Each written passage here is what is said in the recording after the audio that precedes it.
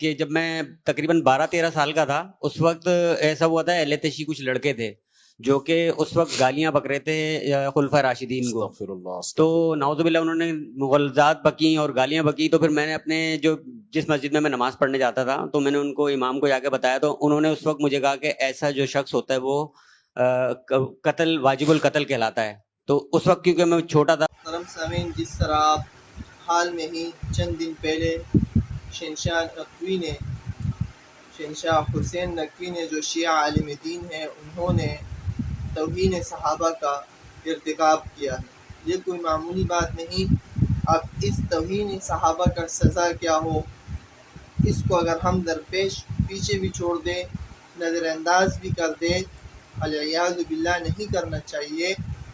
لیکن اس بات کو دیکھیں کہ اس وقت جو پوری امت مسلمہ پر، سنی پر بھی اور شیعہ حضرات پر بھی کفار کی طرف سے، اسرائیل کی طرف سے جو مصیبت درپیش ہے اور حملے در حملے ایران پہ ہو رہے ہیں، تو کیا سنی ممالک یا سنی حضرات ان کا ساتھ دیں گے؟ حال یہ کہ ان کا شیعوں کا یہ رویہ ہے جو دن بدن ان کی گستاخی کر رہے ہیں.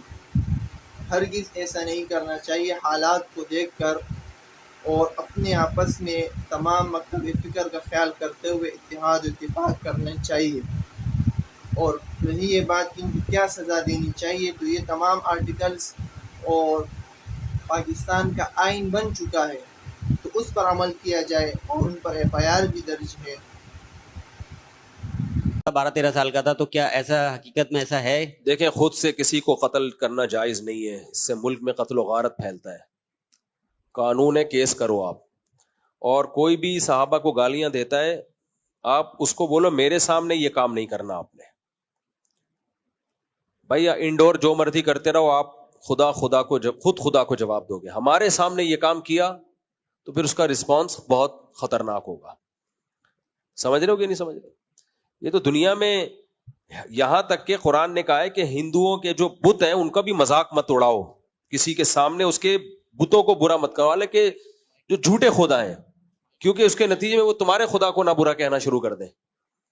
تو اتنی سخت احتیاط کا حکم دیا ہے، تو آپ ان سے بولیں یہ تو ہماری مقدس ہستی ہیں، ابو بکر، عمر، عثمان، علی رضی اللہ عنہم اجمعین.